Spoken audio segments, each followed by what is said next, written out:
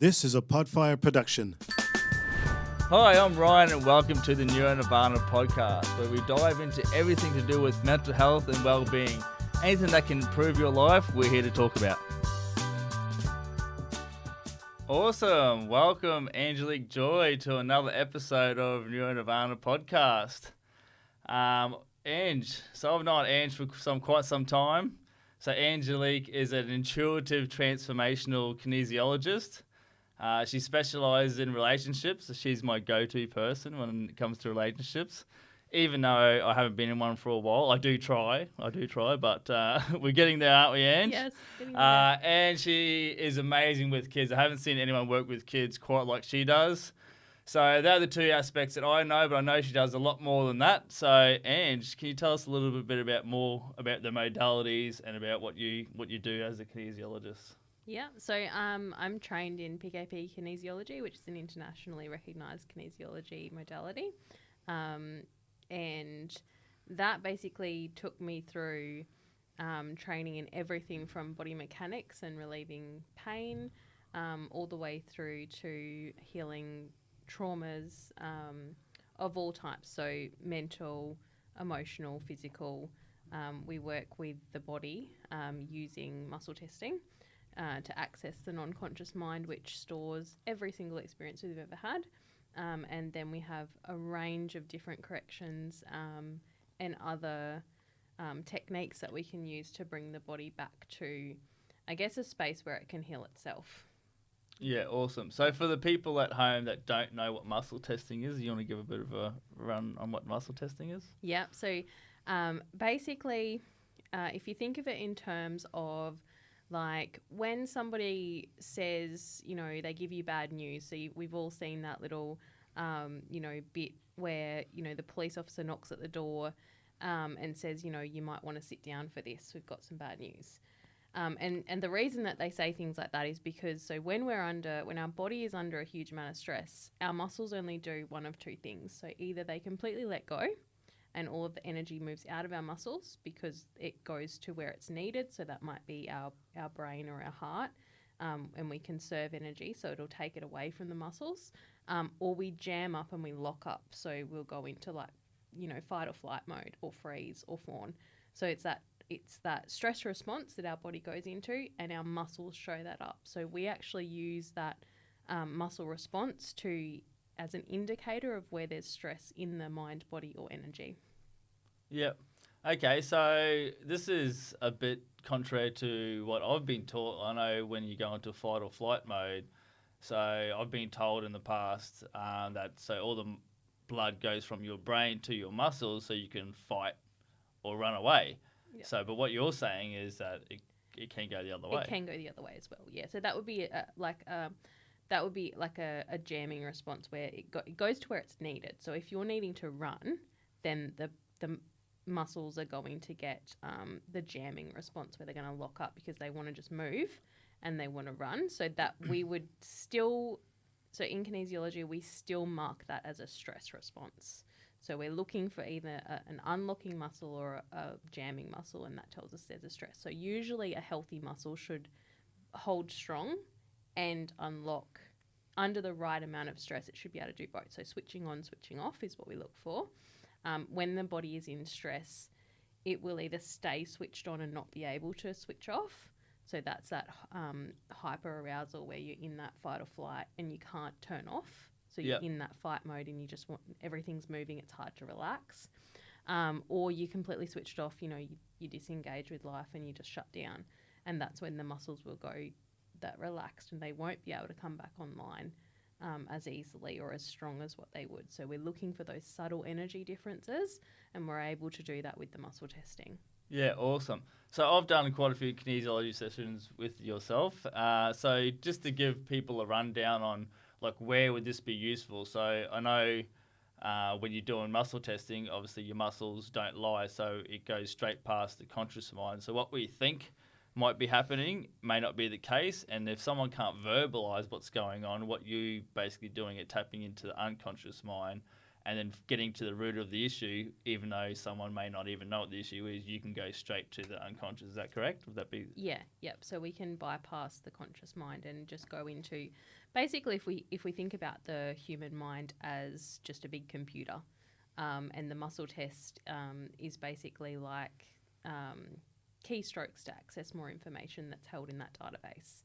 So we're just asking the right questions and looking in the right directions to gain more information into what's stored in the non-conscious mind, because that just holds everything, and it's not always conscious because we can't hold all of that data in our conscious mind. It would fry our circuits basically. So there's so much more in our non-conscious mind than what we are aware of, because it's literally storing every single detail of every single experience, but we don't always need to know all of that. So we only pull up what's relevant. Yeah, so our brains are very good at, what do they call it? Like cut down, like just Delete, delete, distort. distort. Yeah. Yeah. So for those of you that may not know, so basically your brain can only hold, 7 bits of 7 things, plus or minus 2. So, you know, I mean, there might be, 100 or millions of bits of information coming down. Your brain's got to cut all that down to find out what's actually relevant, and it can only store about 7. Is that correct? Yeah. And a lot of the time in my work too, I work with people that are have an extended perception, so they might actually be taking in more information consciously, which overloads them as well. So Yep. we can actually help them to not be as conscious of the things that aren't as important, because sometimes people struggle with prioritizing what's important and what's not. So everything will actually be really stressful. So we can help those people as well to actually like desensitize them a little bit to what they're actually perceiving. Yeah, so does that come down to your RAS, your reticular activating system, where it might be a bit off, so they're focusing on too much of the wrong things as opposed to the right things? But is that what you're trying to say there? Or So from a mindset point of view, that can be one way that we approach that. But then there's also the body side as well. So often, so I find when I'm working with children in particular, it can often be a structural misalignment in their hips or spine that's actually allowing too much like sensory information into the body, because there's a structural issue that's not filtering properly. So by correcting the body, we can actually correct the mind, and vice versa. Awesome. Yeah. All right, so let's take a little bit of a step back. Tell me a little bit about Ange and young Ange. What was young Ange like at school? Oh, wow. So like at school. I've always been a daydreamer. Mm-hmm. I think if you go back and look at like report cards, it's always talking too much and daydreaming was the common thing. I think academically I did quite well in my younger years at school. It wasn't sort of until I got to high school that I started to struggle a little bit more. I've always loved learning. Maybe not what the teachers wanted me to learn, but always had my head in a book since I was very small. So that goes hand in hand with kinesiology, because I know kinesiology is not controversial, but more, for lack of a better word, not mainstream, I suppose, as an approach for like mental health or approach for healing and stuff like that. Although there is so much science behind it now. I don't know if anyone's read the book Letting Go by David Hawkins, I believe. Yeah, he's Dr. David Hawkins. He talks a lot about kinesiology and the frequencies of every emotion and stuff like that. So, and yeah, that was written in 2012, I do believe. So, yeah, there is so much science. It's just one of the things I think it takes a while for these things to like catch up with society. But yeah, so what else? Ange, tell me what else about Ange when you were at high school? So high school was tricky for me, probably because of more personal reasons. So I was dealing with quite a volatile home environment. So high school for me was more of an escape. It was a chance for me to just hang out with my friends and have a bit of structure and normality. But I think it was still, because there was so much going on in my personal life, it became hard to focus on schoolwork and things like that. Even though I had an interest in it, there was so many other factors involved. And I see that really regularly with kids that struggle at school. It's often not because they don't want to do well, it's because they physically can't because they're under so much stress. So I know that was true for me. And, I was out of home when I was 15, so I actually put myself through year 11 and 12 and kind of did the best I could, but, could have done a lot better with a bit more support. But I think considering the circumstances, just the fact that I finished year 12 was an accomplishment for me. Yeah, awesome. So did you want to go into a little bit about your home life? Oh, we can if you want to go real deep. Yeah. Like, where do you want to start at?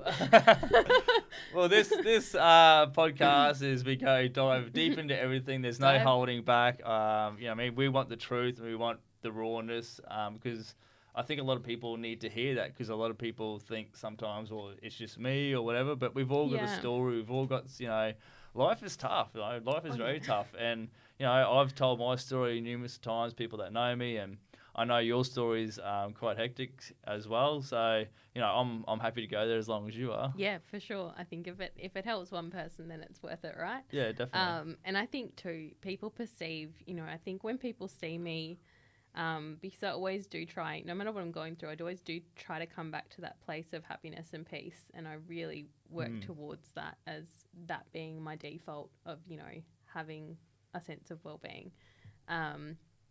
So I think when people do hear a bit of what I've been through, it can be quite shocking. And I know throughout my adolescence, I really held back from telling people anything about my personal life. There was only a few key people that actually knew what I've been through and what was going on because I hated that look of pity.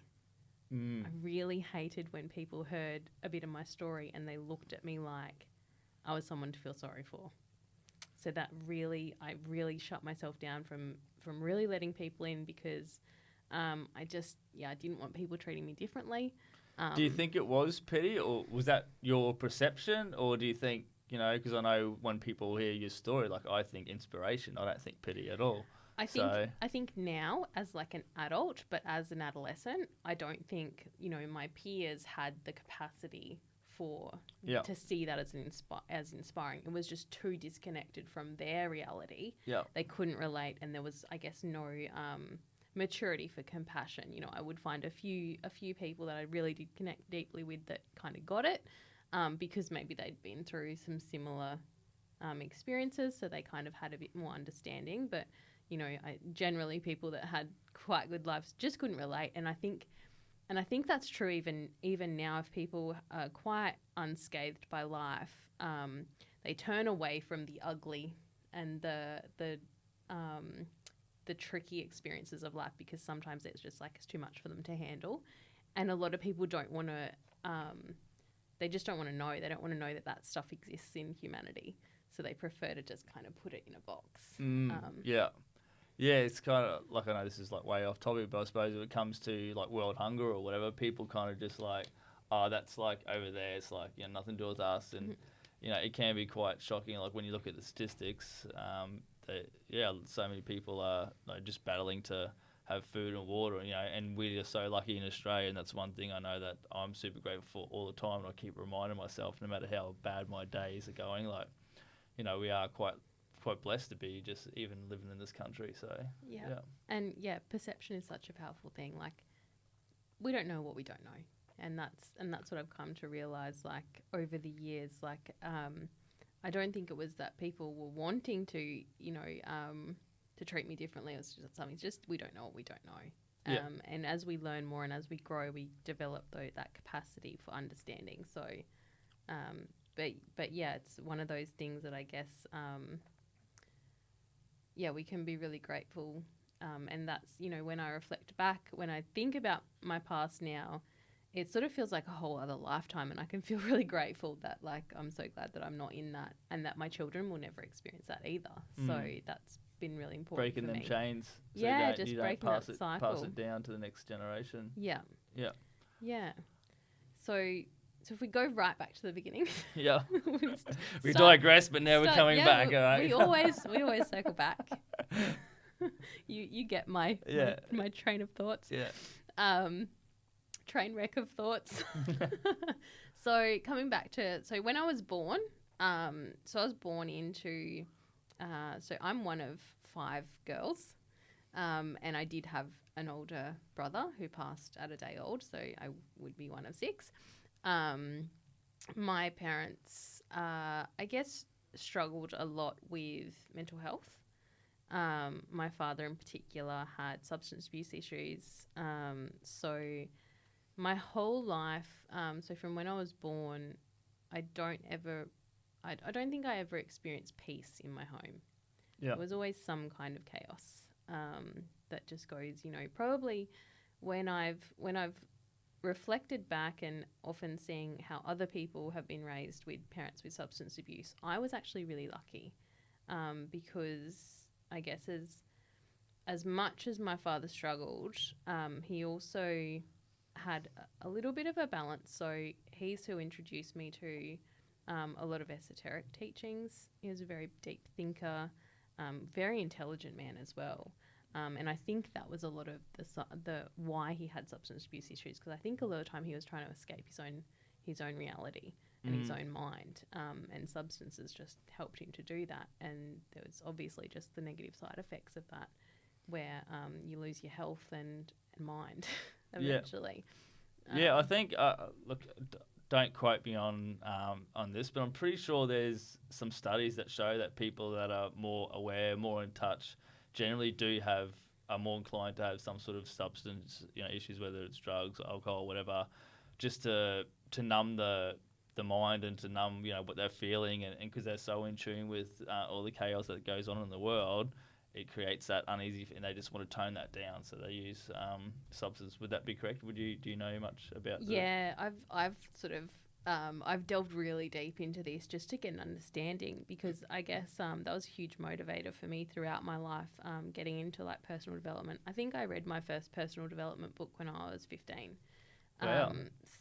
And I've always had a really keen passion for understanding how the mind works, because I've seen the destruction that happens and what people do to themselves. So I've really, because for some reason I was not inclined to use substances, and that just, because of what I saw growing up, it wasn't a path that I really went down. I guess some binge drinking and stuff in my teen years, but I cut that off pretty early as well, and I was able to move away from things quite easily. So I didn't really have that, I guess, addictive personality that I should have genetically had. So I think I wanted to understand that more, but also to help the people around me. I wanted to understand my father more. I wanted to understand the people around me more. So I researched a lot, and I've always really loved understanding more about how people work and why they choose the things they do. And that sort of led me to, I love Dr. Gabor Mate. I love his research on trauma and substance abuse and ADHD and all that sort of stuff, and how that all interconnects in together. I found his research really powerful in helping me to understand my family dynamics and how people go down that path. And yeah, that was one of the things that I found was there's definitely, I think possibly a lot of people that we see with substance abuse issues probably actually just have some neurodiversity there. They've got maybe some sensory processing issues, so where their mind and body haven't actually integrated correctly. So their perceptions and everything is a little more.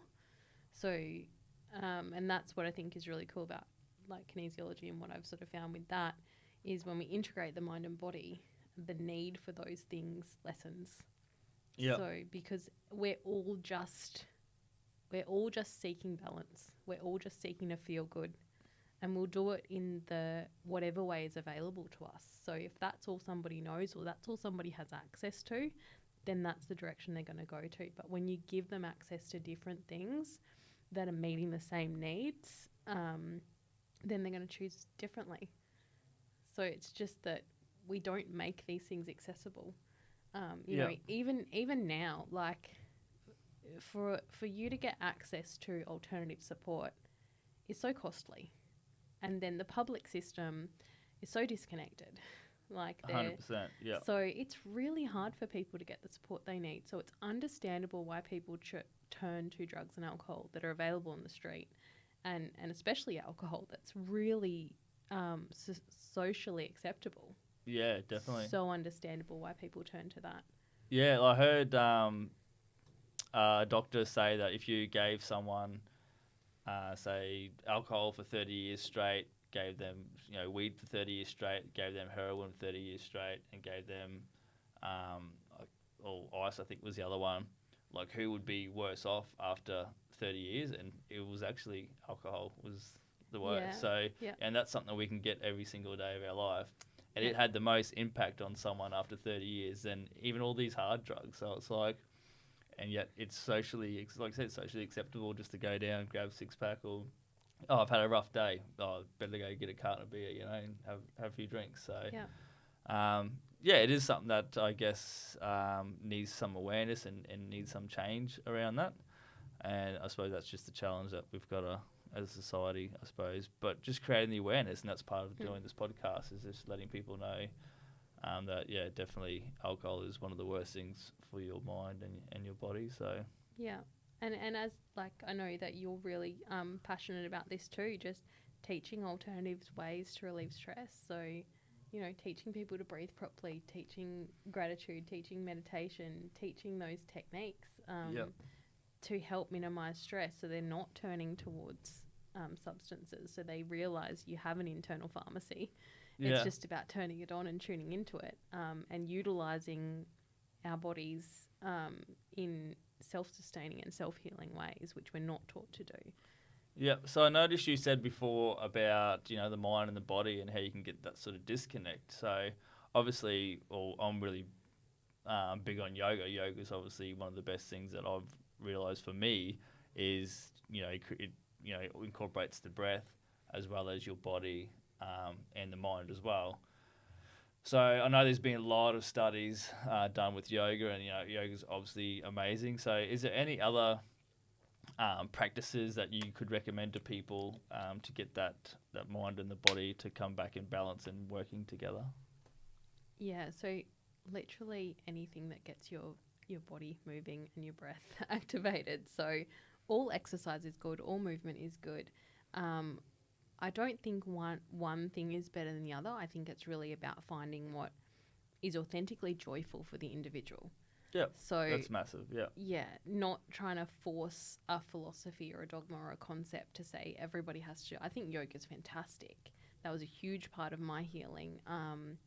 And, there's some really good studies around trauma and yoga. And I know from experience, because our muscles hold memory and our muscles hold emotion. So yoga in particular is really great at slowing down and tuning in and unlocking those trapped emotions and really getting us to tune in and reconnect with ourselves.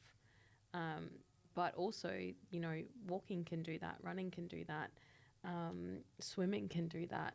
Like literally anything that gets us utilizing the wholeness of our bodies. So it just really depends on the individual. What you do, what you love, do what you enjoy. Try things out. See what you like. See what feels good. See what taps you in. You'll know.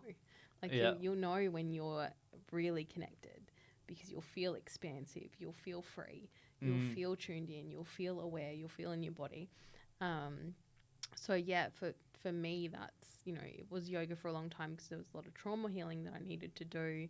And then I got into more like bar, which is ballet, yoga, Pilates together. I like dance as well. Love going for hikes out in nature. I think anything outside is great. But yeah, it's like I don't think there's one thing that's better than the other. I know from a purely like kinesiology point of view, for mind-body integration, you really want motions that are crossing the midline of the body. So if you draw a line straight down the center of your body, you really want arms and legs to be crossing over to the other side, so right to left, left to right, for brain integration. So you want me to be tripping over myself pretty much? Yeah, basically. I've seen you dance. It's a thing of beauty, I must say. Elegant. That was That was a much better word. Yeah, so anything that, so if we think about, so if we go right back to developmental patterns, and this is something that I look at when I'm working with people and children in particular. So we can actually tell a lot about the way a brain is wired based on the development pattern of a child. So the way that we develop as humans has a sequence to it. And there's a reason that there's a sequence to it. It's not by accident. There's actually brain development that goes along with every single milestone that a child goes through. Okay. So if you look at, a baby, they go from how they experience the world is through their hands first. So they grasp, and they have different grasp. So they've got the pincer grasp, which is very fine, and then they go to the full hand grasp. So that's developing fine and gross motor skills. That's developing the brain. Yep. And then they roll, they crawl, their belly first, and then they eventually get up on their hands and knees. So this is all actually structuring the brain. So there are different parts of the brain that interact with different muscles in the body, and everything is created through those body movements. So if a child skips developmental stages, so they just might not crawl properly, that often indicates that there are areas in the brain that haven't developed properly. And so that's why with, things like occupational therapy, able to take the child back and redo those moments and relearn those movement patterns, which then recreate new neural pathways. Cool. Yeah, Okay. so it's pretty cool when you look at how the brain creates the body, the body creates the brain, rather. Yeah. Yeah. Instead of the other way around. Yeah, yeah. I mean, you can still create a whole brain without the whole body movement, because we look at, paraplegics and things like that still can be hugely intelligent. It just won't be the same movement patterns, because they don't need to develop that sensory awareness in their body, so it will just go to a different thing. So the brain is super adaptable. Yeah. I love the book. I can't remember who it's by because I'm terrible at remembering authors, but it's The Brain That Changes Itself. And it's just a huge compilation of stories about different people who have had, traumatic brain injuries, or one particular girl was missing half her brain. And usually you should then not be able to move certain parts of your body. Yep. And she actually was able to retrain herself to get full function back in her body with Yeah, half a wow. brain. So, it used to be believed that our brain was hardwired. Now we know we have that neuroplasticity. We can create new neural pathways, and our brain is so adaptable. Yeah, that's really cool. So I was, same thing. I remember, back in, I think it was the 70s, they believed that once you got to 25, then that was it. You can't, that's where the old saying, you can't teach, a dog new tricks. Mm-hmm. But now they've, whether you're 7 or 70, I mean, you can still retrain the brain through that neuroplasticity. And just learning a new skill, I think they said, you go from using 1,300 neurons to 20, like you double the amount of neurons you use just from learning something new. So whether it's learning a new sport, whereas, learning, guitar, or just learning. So it's really important for our brain.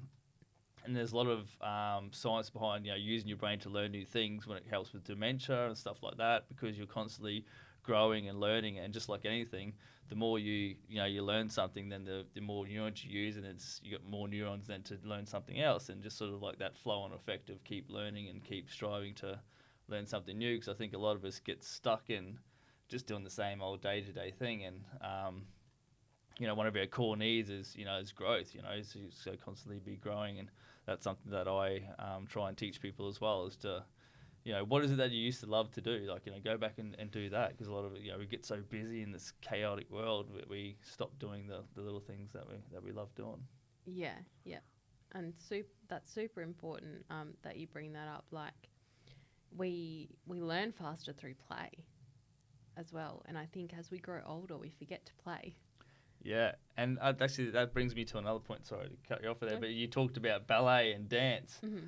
And as we know, for thousands of years, that's been a big part of our culture, or all cultures, is basically sitting around a fire, singing and dancing, and so that's like a big source of our happiness. So even today, I seen a study that they did where they had someone basically running on a treadmill for an hour, and another person was just dancing, you know what I mean? And I think the treadmill, like they had more, their heart rate was higher or whatever, so you would have thought they would have got more benefits from the running, but the benefits were like outweighed by far from the dance because it incorporated something that they loved at the same time. And dance is so woven into our DNA to be something that's joyful, something that's good for us. So for me, I'm so lucky with surfing. Like surfing's just been a godsend for me because just being out in the ocean, the healing qualities of the ocean are just unbelievable for me. And it's something that you love, and it doesn't even feel like I'm doing work. So you actually are probably doing more than what you actually think you are because it's something that you love to do. So Yeah, and that's why I just, when people say to me, "Oh, what should I be doing?" It's like, yeah, what do you love? yeah, Find that, because then you don't need to find motivate. Like for me, I think gyms are great. Going to the gym was a huge part of my healing as well. Yeah. Having that, that structure and support and having somewhere to go was huge for me while I was, really struggling with my mental and physical health. But I got to a stage where I was like, this isn't bringing me joy. And so I actually stopped going to the gym. And I found that I lost more weight than I had because it was actually causing me stress to go. So my cortisol levels were up. So, I wasn't working out at full capacity because I wasn't enjoying it. And now I just do my mountain climbs and bar at home. And, I'm always moving because I've, got 2 kids as well. And so there's always something to do, always moving. And I love movement. And I've found I just feel so much better when I'm not pushing myself to do things that I don't want to do and just following joy. Yeah, definitely. I think that's there's a lot to be said for definitely doing something exercise-wise that you do enjoy, because like you said, you don't need that motivation at all to get up and do it, because you just do it because you love it, and then you're more inclined to do it for a lot longer too, right? So that's a big one for sure. It's really important. Just I find a lot of I get a lot of clients coming to me with, I think I find there's a correlation between trauma and lack of movement, and I think trauma just paralyzes a lot of people, so they stop doing the self-care things like exercise and movement, and they don't even think that that's important because they're so consumed by their inner pain. They don't actually realize how helpful and transformative it would be to just go for a walk, and how much that is trauma healing. So a lot of what I do with people is educating them on, just the little things that actually heal us, because I think people think they have to do these really big grand gestures of healing, when really it's drinking more water, it's moving our body, it's making sure that we play, it's eating good food, it's having really connected friendships, and just really getting more joy back in life. And that's how you win against trauma. Yeah, 100%.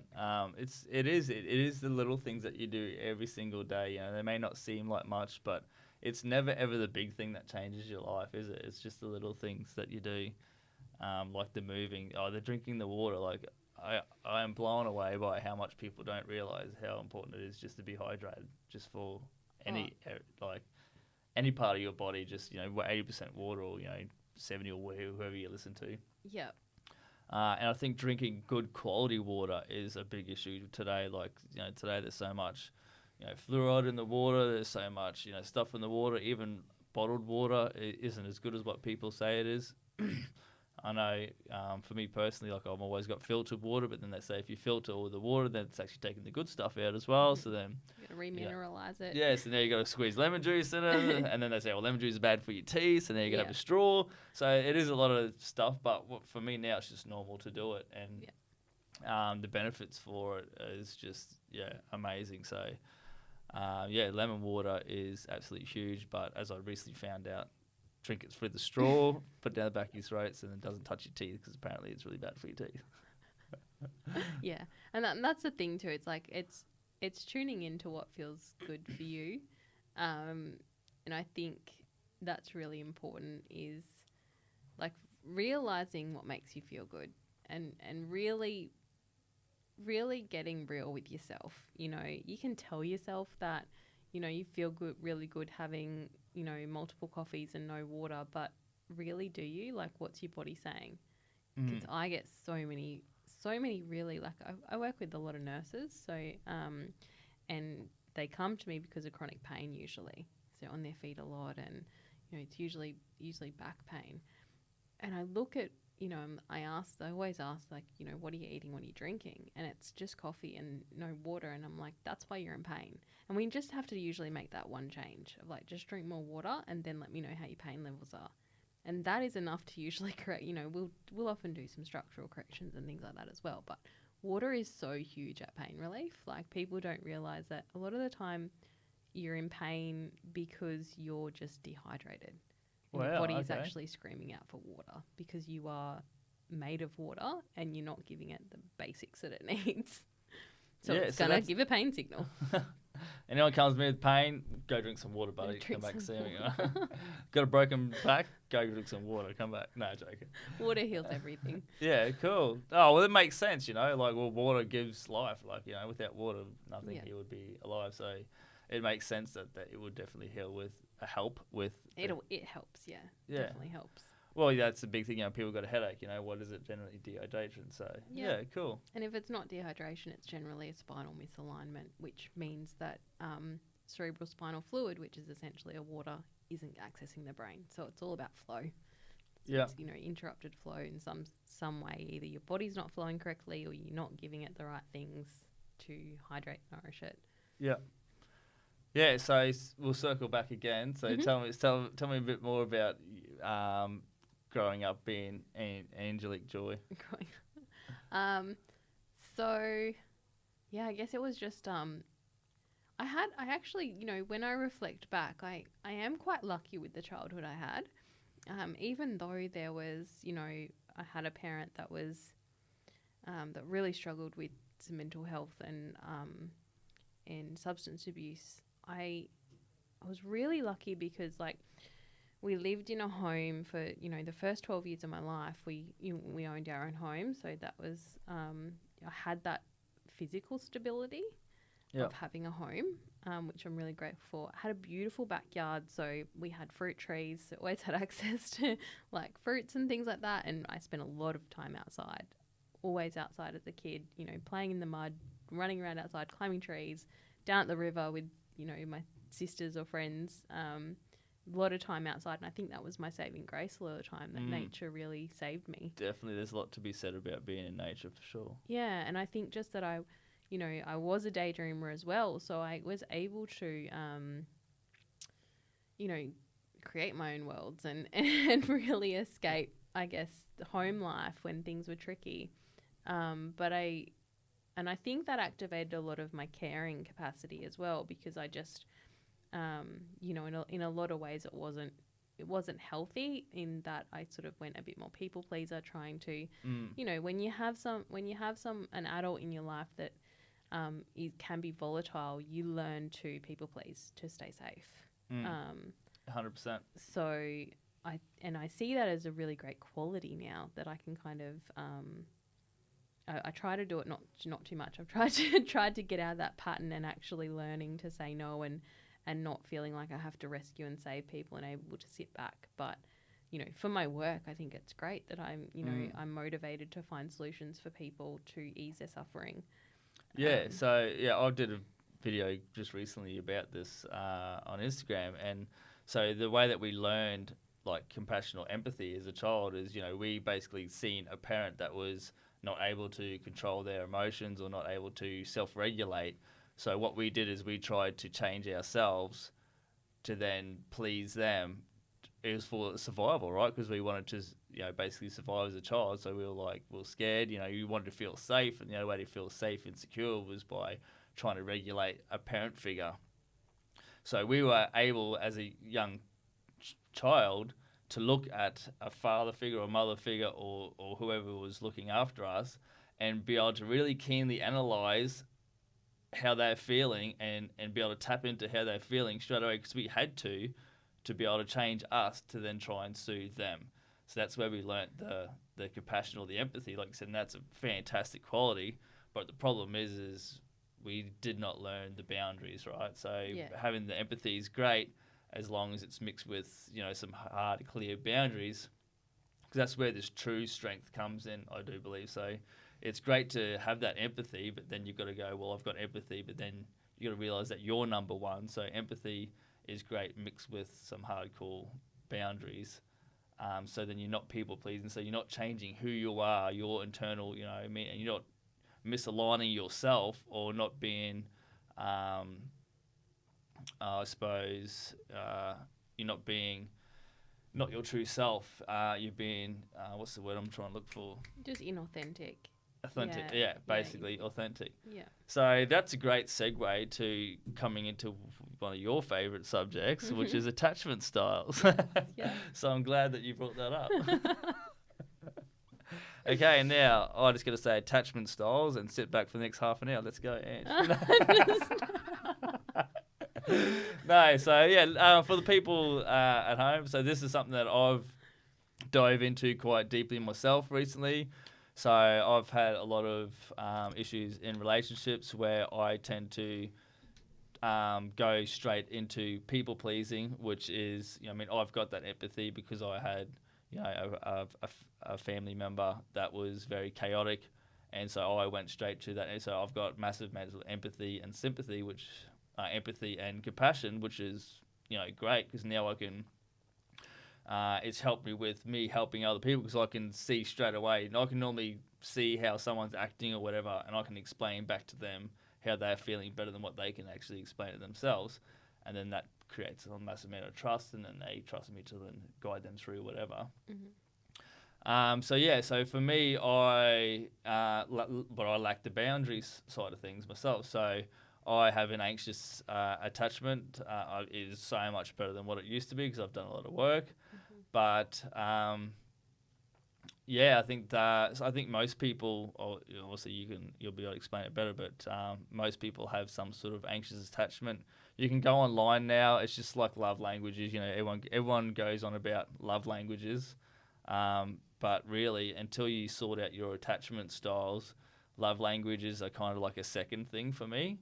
Because as humans, we either run away from pain or run towards pleasure, but we're always going to run away from pain before we run towards pleasure because that is for our survival. So to give you a quick example of this, to run towards pain, we had to do that for survival. So sex is one. So for us to survive as a species, right, we had to have sex. Sex feels great. Who doesn't like sex, right? But then we always had to run away from tigers and run away from stuff. But if you had sitting there and a tiger was running at you, and then there's like a gorgeous girl you want to have sex with, which one come first?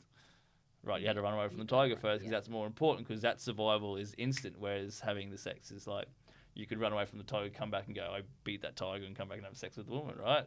So I think the attachment styles and sorting out your triggers and traumas should always come first, and once you sort that out, then look at your love languages, because then once you've got the security and the safety sorted, now let's look at how you can make your relationship more pleasurable through through love languages. Yeah. So, and it's interesting that you've brought that up, because I've actually noticed when people deal with those attachment styles and traumas and the inner work, the love languages come naturally. You don't actually have to work at that. No. It just comes naturally as an after effect of doing the inner work. So you don't really have to consciously. I think if you're in a space where you're consciously having to work out how to love someone, it's because you're not deeply connected. So because if you're deeply connected, you naturally will be able to express that in ways that another person can feel. So I guess... And if you're not expressing that in a way that another person can feel, there should be the safety enough in the relationship where that then becomes a conversation and you're able to get to that point. And it's not a strategy or a technique, because I kind of feel like there's so much relationship advice out there, which is doing to, not doing with. And I think that's really important to make that differentiation. You need to communicate with that person, because, we're not mind readers and we can't just guess, and we can't just read a book and then apply that book to somebody. It's about having those communication, those moments where of being able to say to somebody that we love and that we're connected to, I don't feel loved at the moment. And then having them be able to say, how can I help you to feel more loved? And then that be a conversation, rather than being a book that's a technique applied. Nobody likes that feeling, No. but we all love to be seen and heard. And I guess so, like what you're saying there is to say, like, I don't feel loved. But for someone that hasn't worked on their triggers and their trauma and their attachment style, they can then get offensive and go, well, I'm doing something wrong or whatever, so that now they feel insecure, and now you're telling them, well, I'm not feeling loved, which then can blow up into some sort of argument. So unless if you've worked on the inner, you may not hear that as, that as a conversation, as a positive conversation. You can then get your back up straight away and go, oh, well. Yeah, I think, and I think it's normal when you're really invested in something. I think it's normal to get you back up, but it's really about coming back to that space. So we can't always manage our initial emotions. Like if something's hurtful, then it's hurtful. But it's about being authentic, and it's about coming back to that space of connection and turning towards each other, even if it's hard, even if it doesn't feel perfectly peaceful and lovely. You still make that conscious choice to move past that initial reaction of defensiveness to go, okay, yeah, I am feeling really defensive and that was hurtful, but I'm going to move past that so that we can resolve this. And So not expecting perfection. No. And not expecting that it's always going to be easy, but you should be able to get past those issues and have those conversations even when it's hard. Yeah, and that comes back down to a trust, I suppose, and having a connection there deep enough to know that you love each other and you're actually doing this to better the relationship, not to hurt the other person or whatever. Yeah. So, so explain to the people that are listening that may be interested. So, what attachment styles are there out there, and how may have they been caused? Yeah. So you've got an anxious attachment, as you've already discussed. So this is the tend to be maybe a little bit more clingy, a little bit more needy, need a lot more affection, attention, to feel loved, so attachment styles are just different levels of intimacy that are needed. So with an anxious attachment, there's just a higher level of intimacy needed. Then there's a secure attachment, which is quite a good balance of, they don't tend to have a high anxiety, and they tend to be quite comfortable with intimacy, with inclusion and with relationships. They've got like a healthy self-concept and feel quite secure within themselves. So then that obviously comes out in the relationships. And then you've got an avoidance attachment, which is, people that are quite, can just be on their own a lot more. They don't really do intimacy as much. They might not be as affectionate or as emotionally available. Whereas, your anxious attachment style is probably highly emotionally available and really goes the opposite way with emotions and wants to go really, really deep and emotional, which, can be detrimental as well. And the avoidance attachment is like just, basically avoids those really intimate conversations about emotions and feelings and things like that. They're a little bit colder, I guess you would say. Like kind of shut down kind of thing. Yeah, a little bit more shut down. But not, I guess, don't recognise that because it's just not like emotional connection and intimacy just isn't a high value. So they just they don't have that same connection to relationships. They still may want to be in a relationship, but it's not as important. Like it's not a sort of do or die. They're quite fine on their own. They can get by all right. They don't get overly attached to people. They can kind of move on quite quickly, and don't really have those deeper kind of feelings. Yeah. Okay. So I get what you're saying, and I know a lot of people that are avoidant, and while on the surface, I think they can do that. They're easier to shut down, like not get that. But I really feel like they've got that deep urge to have that. Yeah, it's just that they push away, and that's just their default, I suppose. But I think deep down, they still really do want that level of intimacy. They do want that level of So they may be easy to like shut it down on the surface, but I think deep down they still really want that. Would that be correct? Yeah, so the physiology, so when they've done studies, the physiology is still there. So the need to connect is still there. So when we think of it as, so how they developed attachment styles initially was with children. So they studied, I think it was called the strange situation test. So they had a group of toddlers, and they had their primary caregivers who came into a room with them and then left the room. And then they were just left with, I think they had a carer in the room to watch the child, but the primary caregiver left the room. And then they actually watched the behaviour of the children.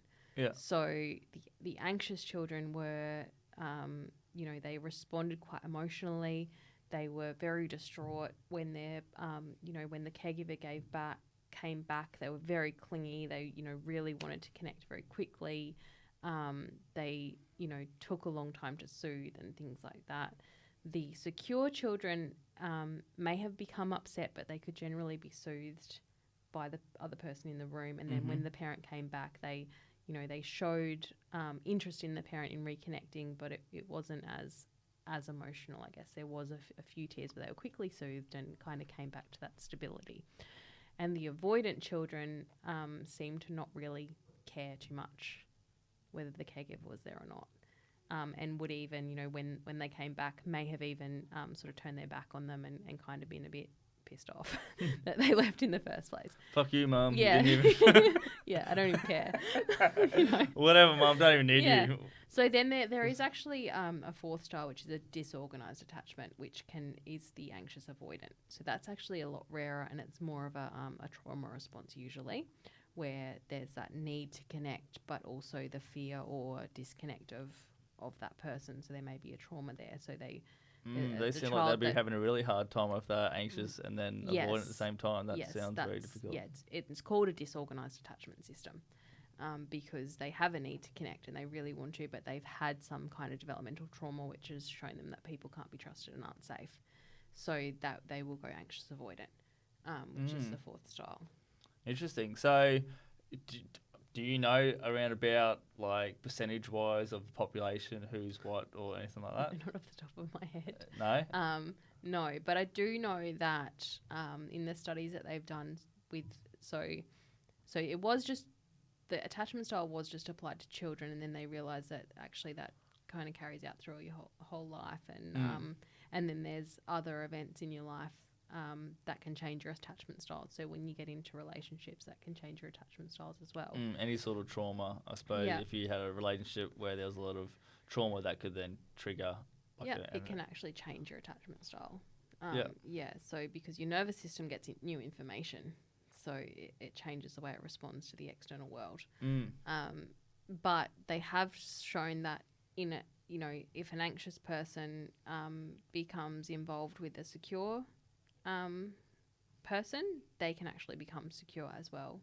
And I think it was the same with the avoidant. It's just it's more common for anxious avoidant to get into relationships, but they're often volatile. It's not as common for avoidance and avoidance to get together because they just lack the glue that holds them together. Because an anxious avoidant, it's the anxious person. If you're two people avoiding each other, it's not a relationship, right? Yeah, they're just, they're just both not there. Yeah, they're just not there, right? Yeah. So, but the anxious avoidant, because the anxious person will always be seeking the avoidant person, so they're doing all the work, and the avoidant person can just kind of do as they please. So yeah, the way I kind of understand it all for my thing is, I was always seeking the approval from my mother, and I never ever got the approval. So I was always trying to seek it, you know what I mean? And then, so she was essentially like the avoidant, not giving me the what I wanted. So now in a relationship, you know what I mean, I'm playing out that same dynamic because as a child I was taught, well, that's what love was. Love was me trying, and not getting it because that was that's your first love, right? Is one of your parents. Yeah. So I suppose when it comes to like an attachment style, so you talked about these kids and they did this study. So then how do they develop this attachment style if they've already got it from a young age? Like, so what age was this study done? Do you know? I think they were toddlers around 18 months old. You know what I mean? So how do they already get an attachment style from such a young age? So it's their environment, the way they're interacted with. I think some of it can be like, I guess temperament as well would then determine how the child is responded to, but it's largely just patterning from the parent, the primary caregiver, and environments.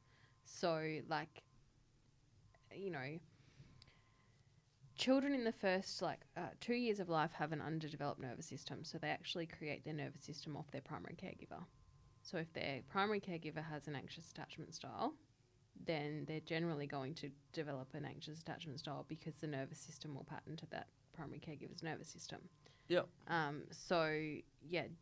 Generally it's just environment and the way they're responded to. So say, if you have a child that's difficult to soothe, and then you have an anxiously attached person that, you know, is people pleasing and really wanting to just do the best they can, but they're actually just maybe overdoing things a little bit.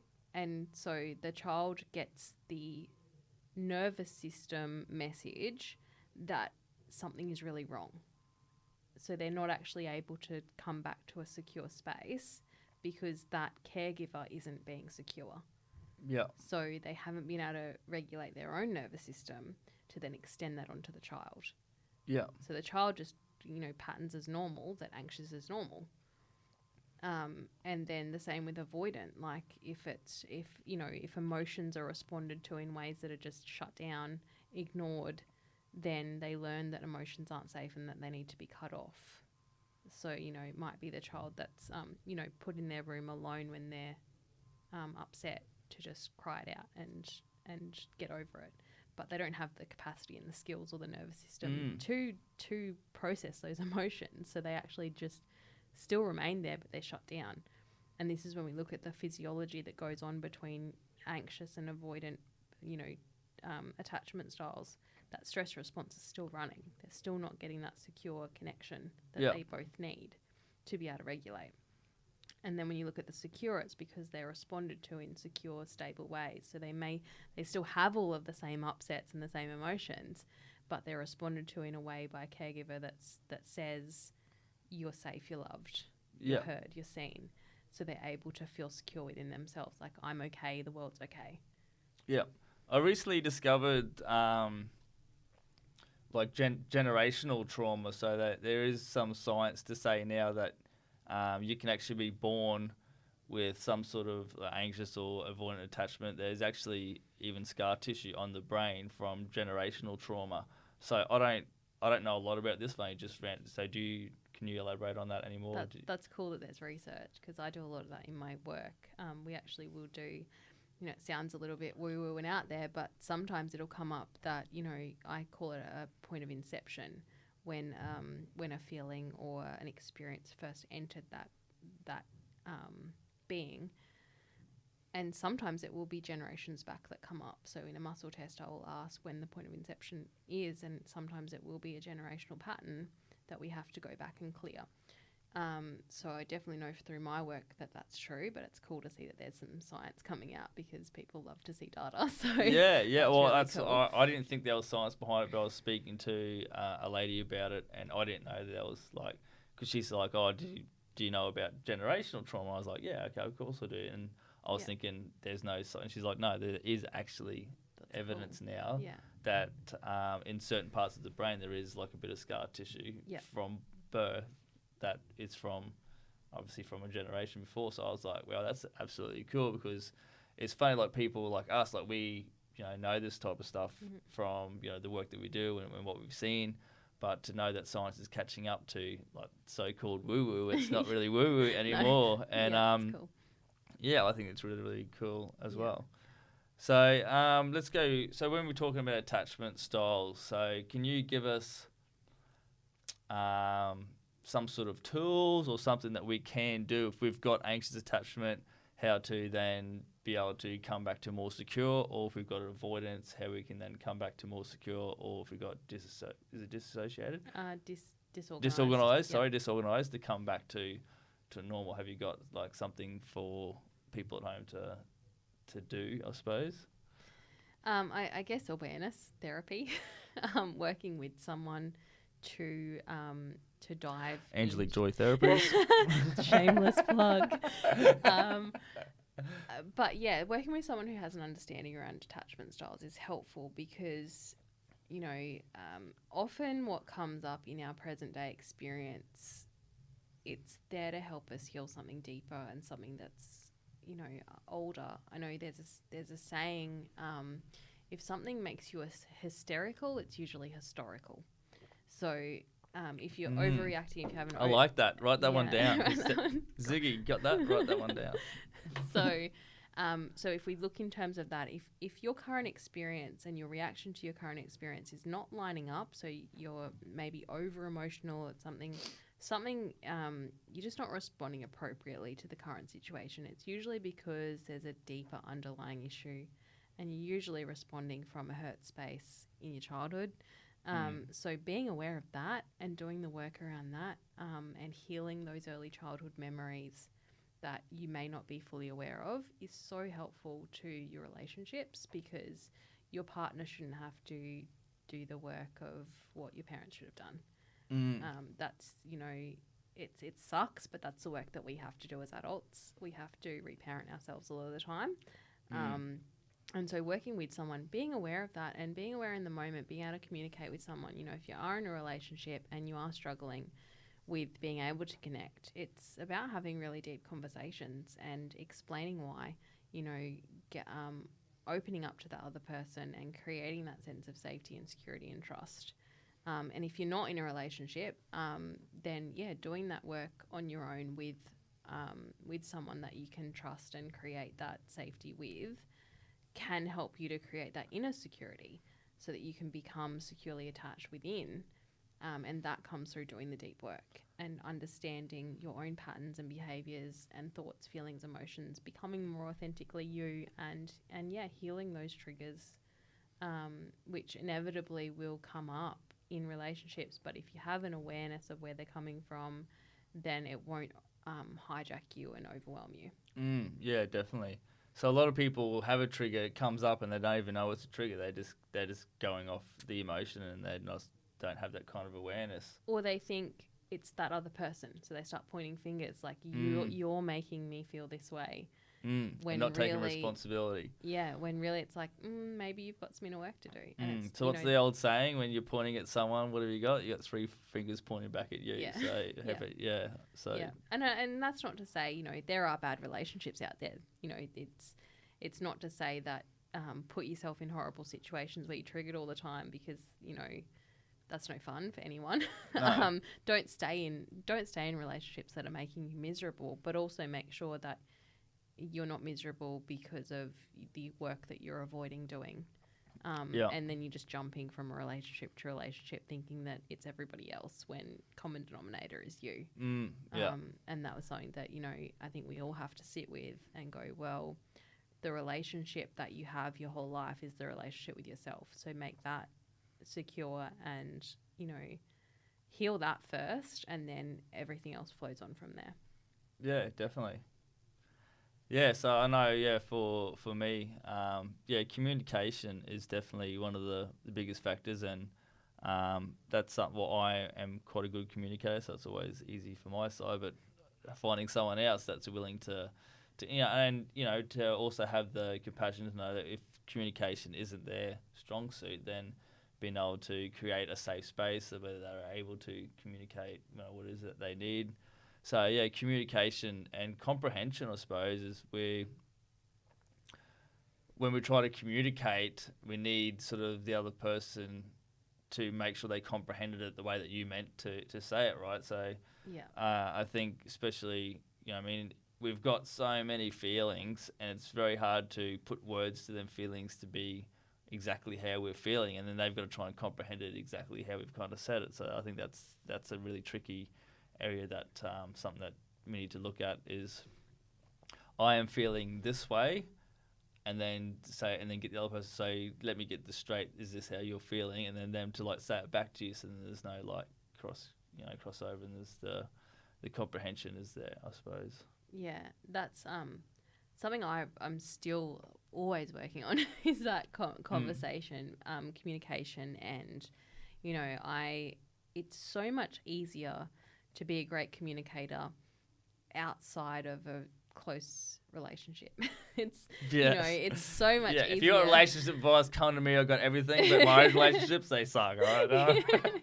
I got no idea what I'm doing. No, because but we're human too, and Yeah. it's understanding that humanity, and it's I think two of the greatest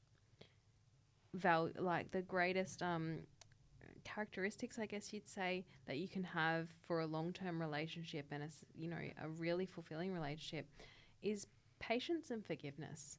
So, realize that sometimes communicating is tough. Sometimes we don't, really say what we mean because of emotions, and but having some compassion and understanding for the person you're in a relationship with, and some forgiveness and patience, and realizing that if you're playing for the long term, then you've got all the time in the world. There's no rush, and to be able to have that space to let people make mistakes without being too rigid and callous about well, you should know better, or understanding that people are human. They make mistakes and they're going to mess up. And we just, if you really love and care for somebody, I'm not saying put up with abuse or anything like that. Yeah, that's what I was just about to say. Like not the problem, but it's very easy to go from compassion and trust, and understanding to, well, I'm just putting up with bullshit, what I mean? So it's a very fine line. Definitely And I think finding that balance of, okay, this is worth, understanding in that, or, what I mean? Like, I just got punched, this is probably not, I mean, there's domestic there's violence, or there's, line. emotional, emotional abuse or whatever. Like, there's obviously certain things you can't stand for. Yeah. But on the other token, one of the best sayings I heard is, hurt people, right? So if they are, going through they may not be, I suppose, as nice or whatever. They may be, throwing a bit of, venom but that they've obviously got a lot of hurt inside them, and to be able to recognize that and try and work through it. But they've got to be willing to work through it as well, I suppose. So, yeah. Yeah, definitely. And I think, so that's a really common phrase, like hurt people, but also let's normalize healed people heal people. So your hurt is never an excuse to hurt somebody else. You need to be self-responsible. Oh, definitely. And if you're hurting, it's your responsibility to heal that. It's not someone else's responsibility. You can't, just put that hurt onto other people, and just, if you have got broken pieces, it's not okay to bleed on everyone. You have to take responsibility to heal. Definitely. And make it your mission then. Like, if you know that you're hurting somebody, that should be a motivator to go and get some work done and heal, and really, take a look at your life. It's not like, it's understandable. Like, we can look and analyze and say, okay, it's understandable why that person chose to behave that way. Doesn't make it okay. Doesn't make it acceptable. No. And we need to put that responsibility back and go, yep, I see you. I see what's going on for you, but still there's that boundary there. That's not okay. Yeah. And you need to take responsibility, and you need to heal this. I think one of my things for me, what I'm looking for when I'm getting into a relationship is, are you aware of your triggers? And if you are, what are you actively doing to heal them? You know what I mean? So for me, I understand no one's perfect. I'm not perfect. I've got my own stuff, as well. But if I can see someone that's, actively, aware of it, and then, trying, then that's all you can ask from anyone, right? Mm-hmm. So as long as, they're working towards, healing and getting better, then I think, it's when people even if they've got that awareness, but they're not doing anything about it, then, I suppose for me that's a bit of a red flag. Like, if they're not willing to grow, then, especially at the start of a relationship, right, that's when everyone's on their best behavior, right? So if they're not really doing that at the start, then it's not really going to get much better. So yeah, and and that's the thing. Like you've really got to when you're looking at relationships, it's really asking yourself the question: is this the person that I want to be with in all areas of life, and what is that going to look like? And you have to be prepared for the inevitable parts of life. Like, yes, as life is what we make it. To a certain extent, there are external factors that can happen to us that make life harder than it needs to be. Like, I guess, I think our current situation is a really prime example of that. We've got this whole pandemic happen that's flipped the world on its head. You've got people that have, lost jobs, lost loved ones, lost freedoms. Like, it's really done a number on people's mental health, I think, and physical definitely. health. Yeah. And relationships have suffered.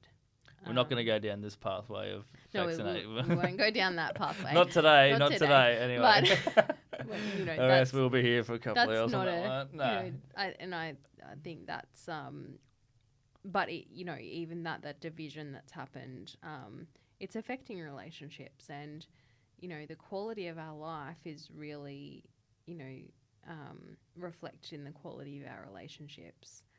100%. So I mentioned this in another podcast that I did. So the biggest study ever done on happiness was a Harvard study. It was a 75-year study where they basically, followed someone from a young age, so 5, whatever, right till they passed away. And, the biggest factor for a happy life was good relationships, whether it was a relationship with others, they're intimate, whatever. Because generally, if you've got a good relationship with others, you've got a good relationship with yourself as well. So, relationships were definitely the number one thing. In the biggest study ever done on happiness. And for anyone out there, like what I want to be really clear on, even if you don't have a good relationship with yourself, it's okay to have good relationships with other people and be working on the relationship with yourself. You don't have to have this perfect level of self-love to be loved and loving in relationships. Definitely. You don't have to isolate. That is a big thing that's portrayed these days, and I think you don't have to be worthy and deserving. You are worthy and deserving of good relationships and people treating you well, even when you don't feel deserving of it. Yeah. And that's something because I feel like there's a really big misperception out there that you need to have self-love before you can love others. I know from personal experience, I've had moments where I can't stand myself. It doesn't take away from the love I have for other people at all. I can still show up. I can still be loving. I can, even when I'm at my worst. So the way you feel about yourself is more of a reason to have great relationships, to have those other people support you and build you up and care about you. That's, that's so important. And I think another thing that a mistake I made in my life is after having a really toxic, manipulative relationship that I was in and, really traumatized me for a long time. I was in this sort of mindset of, I'm going to do all the work on myself and I'm going to become this perfect human. So then when I go into my next relationship, everything's going to be, and I'll be sorted. But what people don't realize is until you're actually in the moment, in the relationship, things are going to come up that you thought that you've healed. Things are going to come up that you thought that is, so because a loving relationship is one of the highest emotions, right? Because the emotion is really high in that relationship. So all the little things are going to pop up. So anything that needs to be worked on is 100% going to come up in an intimate relationship. And that's something that, I thought I'd worked on all this stuff and I wasted all this time. It was like not getting into a relationship because I was and then you get to a relationship and it's like bam comes up and you're just like, oh my god, like it and you do, it's kind of like the way that I can explain it for me, or like because I've always been really into sports and stuff. It's kind of like, you can be for example boxing bag, like you can you can get there and you can punch that bag and then pads. And you're like, oh man, I'm killing it. I'm so good at this. And then you get into the ring and someone's punching you back. And you're like, holy shit. Like, you know what I mean? I'm no good at this at all, right? So same sort of thing until you're in it with someone else. And same with tennis. You can hit that ball against the wall and go, man, my forehand's the bet. No one could beat me. And then you go play some tennis and and then their balls come back. You're like, oh, yeah. So same. Yeah. Take that concept into a relationship. Like you can do all the work you can by yourself, and that's great. I highly recommend doing that before getting into a relationship. But just know that there's going to be a lot more work to be done when you're in the relationship. I think that's important. And this is what and it's like I say in terms of like meditation. Anybody can meditate on a mountain. But can you meditate in the chaos of life?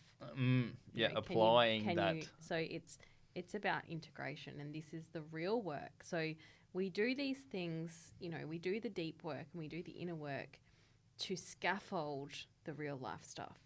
So we need to get that in understanding that intimacy with self so that we can understand how we operate, how we think, how we feel. So that then when we integrate, we step into the world and we have those relationships, we have that scaffolding so we know ourselves a little bit deeper. So when those inevitable opportunities for real life growth happen, we can come back to that inner space and go, okay, yeah, I've dealt with this before. I know what this is. Yeah. I see this in me and I know what to do, or I know who to talk to, or I know where to go, or I know what, I have a little bit more understanding of myself now to deal with this and heal it in real time. So it's not about, we're not just, thrown back in the deep end and like, I have no idea what's going on. I have no idea who I am. And this is just so hard. It's about going, there it is again. There's that old little wound that just someone has stuck their finger in. Again. Oh. But, and then every time we come up against that again, we heal it a little more. And so it's not about avoiding those. It's not about avoiding those things. It's about scaffolding it away from that space so that we can get the internal resources to then go back into that arena and fight for what we want, but doing it in a way that is smart and that is holistic.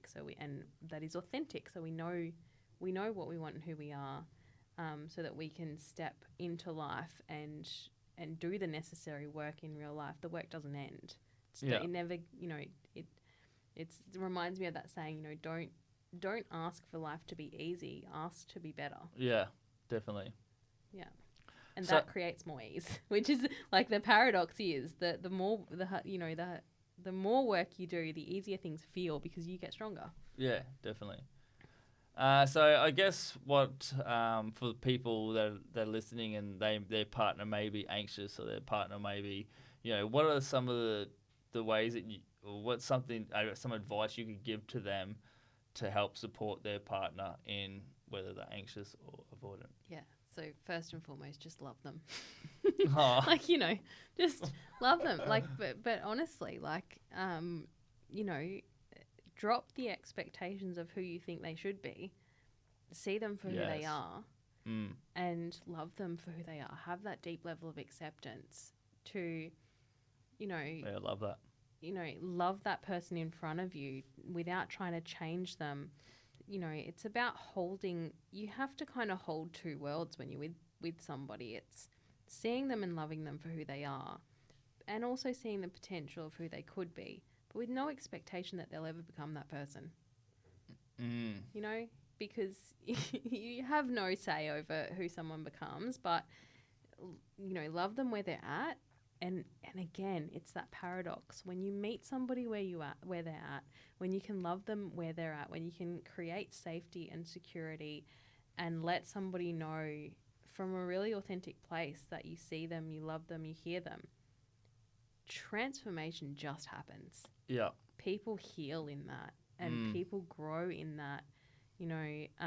When you can really drop that expectation and just be like, I'm just hearing it with you and I'm not going anywhere. That's that whole humanness, you know what I mean? Like, and just recognizing one soul for another soul, like, and just, that's how I would kind of like see it, and just, being in that space and not trying to fix or not trying to help, which is something that I know I do quite, probably too much. Like you just want to try and get in there and help, but Of sometimes course, it's normal. you don't want it. Yeah, you don't Yeah. want you sometimes just to sit, and then just have that non-judgment. Just we're cool. Like, and then that gives them the space to then transform it and to grow. So and I know that's a really abstract idea. So if people want something a little bit more practical, ask that person. Ask that person not in a time when they're feeling triggered and have an activated attachment system. Ask them in a calm moment when you are feeling that way. What's going on for you? Yeah. And what would help you in that moment? Have those conversations in calm moments where you're able to connect and able to just have it be okay. Like, don't judge that person for how they are, because they're doing the best they can with what they have. But have that conversation and go, what is it and sometimes they might not know what they need. So maybe you come up with some suggestions. Would this be helpful? What about this? Brainstorm together. Go and, they might not know, and it might be, well, let's see. Let's see how this goes if we try this next time and see how you feel. And I think you don't want to pander to somebody and create that more anxiety, but just you want to bring people back to calm or support someone else to come back to calm. Don't try and do completely for them either. Like, really put some self-responsibility back on them. Like, and what can you do? What do you already know helps? Can we get you access to more of that? Just having those conversations and normalizing it, making it okay, but having that goal of coming to a secure space, like going, we both have that shared goal of us not behaving in this way. Like, we want to get away from this, because I think some people actually do. There's this weird dynamic that happens sometimes where people like other people to be stuck in dysfunction because it makes them feel needed or wanted. So they might actually perpetuate an issue because they've associated, say, maybe an anxious response. They've associated that with love. So they feel loved when somebody's clingy and needy and falling apart. Oh, they love me so much. Well, that's unhealthy. So, but some people are like that. What do they call it? Trauma bonding. Yes. And some people are like that. They only feel bonded if there's some chaos and trauma, and they have associated love with something that's unhealthy. But then they wonder why their relationships are not fulfilling. But it's because they're perpetuating these patterns instead of, coming back to a secure space. Yeah, so I've heard a lot of people talk about. So people are so used to the chaos and so used to that they actually self-sabotage to create that chaos because they're addicted to the stress response. They're addicted to the chemicals that get released. And adrenaline and the cortisol is the addictive compounds in the body. So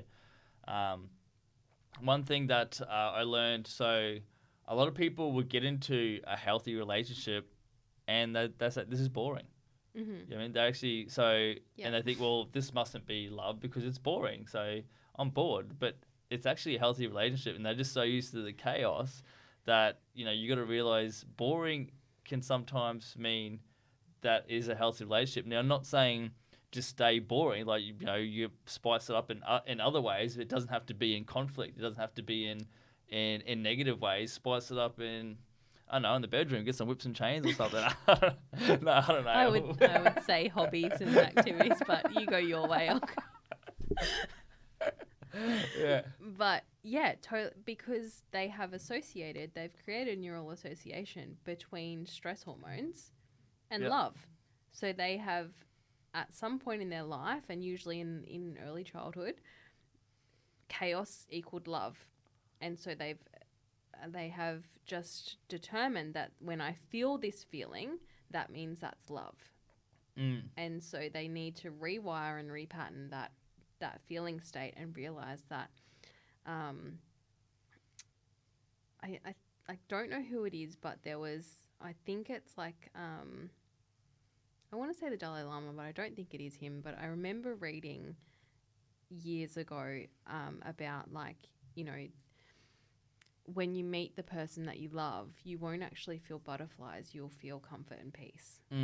Yep, I've heard that before, Yeah. and I don't know if it was I'm not sure who it was. Dalai Lama Yeah. or if it was. I am thinking it was. Might have been. I'm gonna say Buddha. Maybe. I yeah, think it might be. I feel like it was an Eastern Yeah. I an think Eastern it was. teacher. But I really love that because I feel like it's so true. Like, you want that person to be your calm and your peace. You don't want them to be your chaos. Because, you know, if you want a long and healthy life, then the more peace and calm you can get. Like, of course, we still need to have some excitement and fun, but you do that in healthy ways. Like, meet those needs in healthy ways and create good quality problems, not chaos. Yeah, definitely. Ziggy, can we just have a quick break? I was gonna go to the toilet.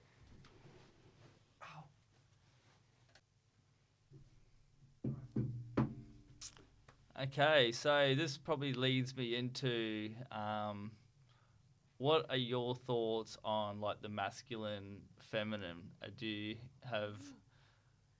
Because I know, like obviously, feminine is very like naturally like chaotic, is very creative, very. So I think for a guy to be, you know, the masculine is supposed to be strong, analytical, very. So when they sort of like come together, I think guys have got to learn to be able to stand strong in their masculine when the feminine is being in chaos, and then make her feel safe, make her feel secure, and then she's then able to express her full femininity. Would that be? Yeah, so I think that's a pretty common teaching that I've sort of read. I guess from my perspective, from energy work, I've done a lot of sort of healing work with people with the wounded feminine, wounded masculine sort of thing. Yep. Because we have both. We have both feminine and masculine energy. 100%. From an energy perspective, there's both active in us. We have that internal polarity. So I think where people get into struggle with that is that there's the toxic femininity, toxic masculinity. And so these are the, I guess, societal patterns that have been passed down of how we are supposed to be as men and women, instead of how we naturally are. Okay. Yep. So, and that's different person to person. So it's not a gender issue. It's purely an individual thing. So, yeah, I have heard the same about like the feminine being, chaotic, and that the masculine should be strong. But we have both inside. So, and that's the thing. Like, we need to work on our own inner masculine and inner feminine. When we are feeling chaotic, it's important that our own inner masculine can give us that strength and structure to channel our creativity. Men and women, we both have that. We both have the capacity to be chaotic. We both have the capacity to be structured. We both can be creative. We both can be strong. And I think that's where people get into trouble, is thinking, well, I'm a man, so I'm never chaotic and I'm not creative and I'm not this. That's a feminine, like that's a woman thing. It's not. Like, men are just as chaotic and just as, all of the above. Yeah. And women are just as strong and structured. There's no either or. So, yeah, I think possibly what has happened in society is a disconnect. So, largely men have disconnected from their healed feminine, and women have disconnected from their healed masculine. And then that's created an external disconnect between men and women, because we're not actually seeing our similarities, we're seeing our differences. Yeah. And so we've patterned differently. Men and women both have different capacities at a physiological level. Like, if you look at pure biology, men and women are different, but it really depends how we're raised as well. So the main difference between men and women is just our reproductive system. So, and from what I've seen in from an energy perspective, men more traditionally work on like a 24-hour cycle internally. So their physiology is quite predictable over 24 hours. Women are cyclical on a 28-day cycle. So because we have a womb and we have a whole extra hormone system that's active.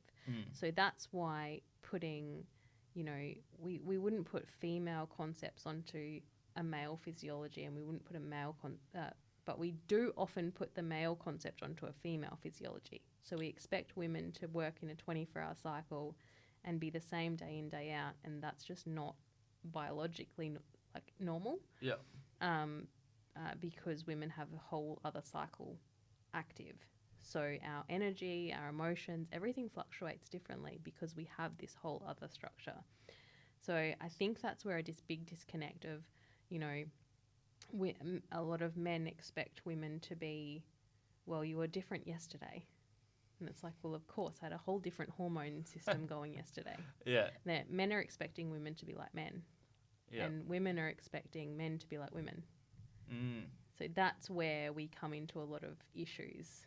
Yeah, in and that comes relationships. back to having that understanding and having that sort of listening to the other person and seeing where they're at and being able to just allow them to be where they're at for their cycle or for where they are at that point in time. Yeah. And this is an understanding of self. You need to be able to advocate for yourself and understand how your own body works and things like that. And I think that helps in relationships. But also, not expecting, it's about acceptance. It's about accepting people for where they're at, but understanding too that there has been a disconnect. So a lot of men, unfortunately, are raised to think that emotions are female. So they disconnect from emotions when emotions are neither male nor female, they're human. The human, yeah, that's right. So we have these. Yeah, I grew up in a household where dad was like, no emotion ever. Yeah, right. And so then that creates emotional stunting, and it creates lack of emotional intelligence, so you can't connect as well. And so that's why I guess women stereotypically are better at creating relationships because they're more emotional, because they've been allowed to be, because often it's more accepted for a small for a female child to have emotions, but a male child needs to be strong and shut those emotions down. And whereas if you can just see emotions as human, and that it's our role to understand, and that they're indicators, and that they are communication, you then they're feedback. That's a strength that becomes a really strong thing. And that's where you're seeing all the movements now with men's health and men's mental health, and they're doing a lot of, men's retreats that do the deep work. What is it that they're doing? Getting in touch with their emotions. And that's healing them. Yeah. Because it's bringing them back to wholeness. And what are we doing for women? We're bringing them back their strength, their ability to provide and protect. We're not just expecting them to be the support to a man, because that's never been normal for us either. Like when we go back and look at how tribes were, women weren't these dainty little things that were kept at home. No. They were out doing the work as well.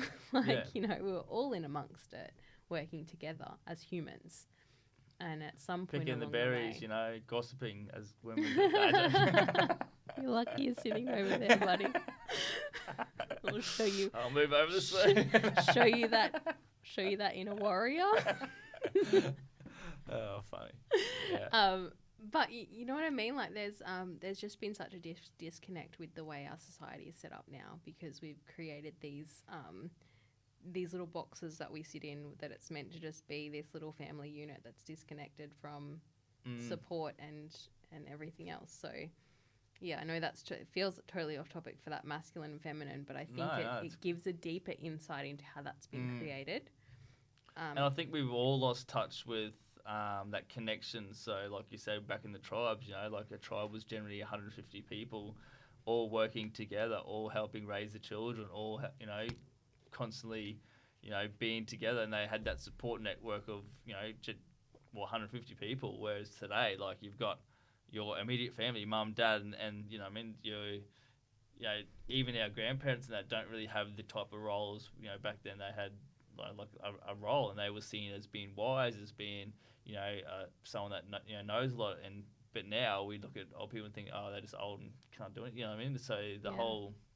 And a lot of the time that's true too. A lot of the time our elderly people have lost capacity, and I think because we've changed the way we live. We're not in nature anymore. We're not tuned into how things naturally unfold and work. We have disconnected from the universe and the laws of the universe. And that has then resulted in a deterioration of our society. Yeah.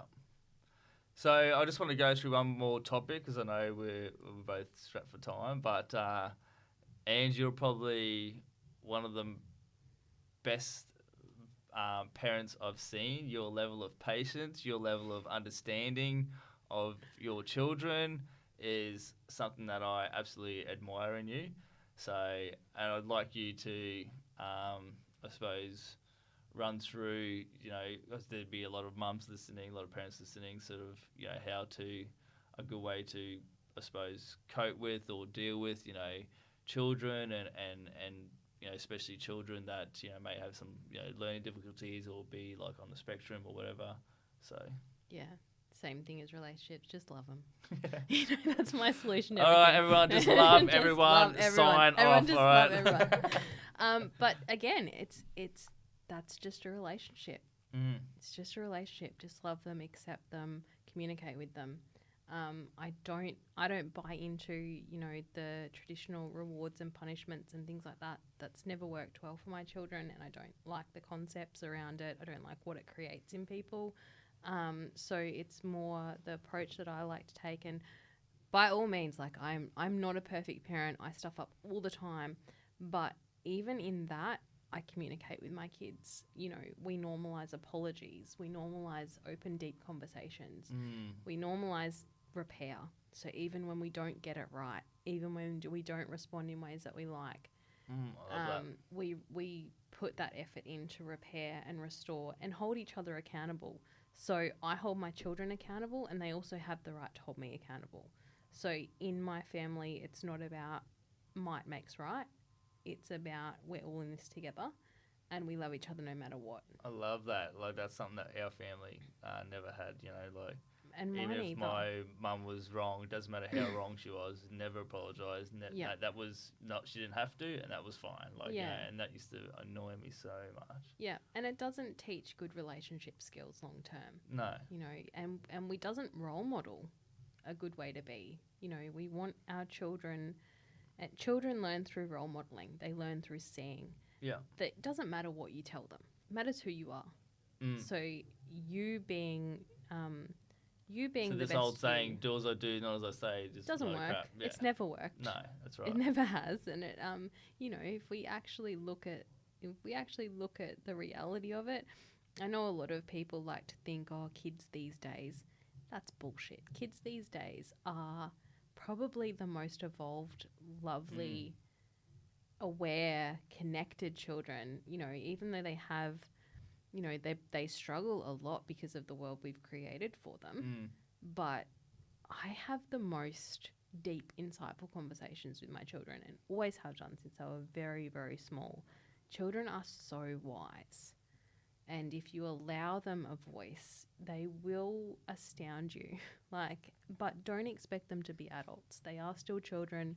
Their brains are still developing. Don't put unrealistic expectations on them. Don't put too much stress on them. Let them be kids. Let them play. Let them make mistakes. Let them mess up.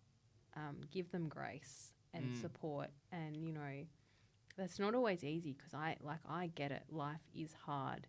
And then add children into that mix. It's like sometimes you're drowning and then you get two kids put on top of you. It's like, oh my God, how are we going to get through the day? But you just do, because, you know, you have those, again, it's the long-term goals that you set. What kind of adults am I raising, and how do I want them to respond to their children one day?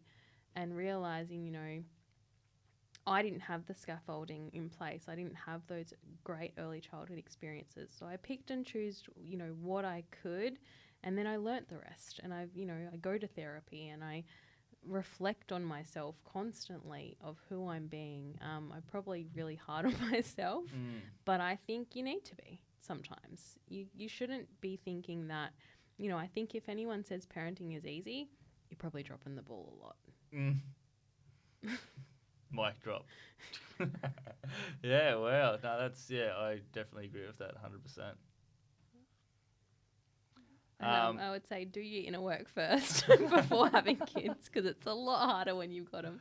Yeah, and I think, you know, this may seem a little like mystical or whatever. Like, I know they say, you know, you choose your parents and then you also choose your children. And I think that's right. Like, a lot of time we get in this, we take this role of being the parent where we think we know more than the children, but they're here just to teach us just as much as what we're there to teach them. And I think if you like go into parenting with that, like, I don't have kids myself, but this is what I hope to be. I hope to be going in there and, you know, they teach us so much about how to play, like how to be, and like we get stuck in this society of, you know, like do, you know, do this, we got to be this, we got to have, you know, blah blah. Whereas a kid just daydreams and plays, and I think, you know, there's a lot for us to learn from looking at a child, and a lot of issues that we've got as parents is learned behavior. You know what I mean? So for us to then,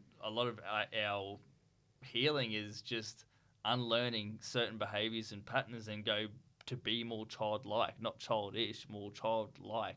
Yeah. And I think we've got so much to learn from, you know, even to the point with like physiology. I know you can get a child to go pick up a box off the ground and they'll do it with perfect technique. Like, they'll bend their knees and because a child just instinctively knows how to do it, and they don't have the strong enough back muscles yet to be able to do that. So they use their legs and they do it perfectly, and yet what do we do as adults? We bend our back, we pick it up wrong, and it's just, you know, so that's a learned behavior. That's not, you know, we knew from a child how to do it right, and we've just learnt the wrong way. And I think a lot of stuff that goes on, if we could just unlearn the negative behaviors, I think we're born with everything we need inside us and know what to do if we look deep. Yeah, and that's, you know, really when you give the kids the opportunity, what would they rather do? They would rather play. You know, they'd rather move their bodies. They would rather be social. And unless they have had some negative experiences, they are natural connectors and movers. And, you know, give them the space to do that, and don't expect them to, you know, I think we're doing a lot of damage to children in what we expect of them these days, and not just of children, of us in general, of what we expect of ourselves. It's doing a lot of damage. Yeah. We're just not giving ourselves, you know, it's great to be ambitious, it's great to have goals, and it's great to have achievements. And I think that's one way we have responded to the disconnect in our, you know, from our tribal, is now we've created, you know, like businesses, right? And that's a tribe in itself. We've created these entities where we need support and we get help and we can connect and come together. And I think that's a cool evolution. But remember to have time to just be in wonder and play and reconnect with yourself and have downtime. Don't just be go all the time, you know. Look at how children are, and they, you know, they play hard and they rest hard. And they, you know, and really when it's only when we disconnect them from that and we try and teach them a different way of being. Like, yes, they need guidance, they need to be able to survive in the world that we've created for them, but let's not lose our humanity along the way and our connection to self. Yeah, cool. Okay, well, I think we'll start to wrap things up now. I think the last thing I would ask is if you had one piece of advice that you could give anyone out there that may be listening that's, you know, dealing with some sort of trauma or like childhood or relationships, if you could just sum up one sort of nugget of gold. I know it's a pretty loaded question, so Focus on your solutions more than your problems. bam, you heard it here first. Angelique Joy. No, I love that. Yeah, perfect. It's so easy to get stuck on the negative, with their reptilian brain. Well, that's what it's designed to do, is look for problems, right? So, focus on the solution and less on the problem. So, look, thank you so much for coming along today, Ange.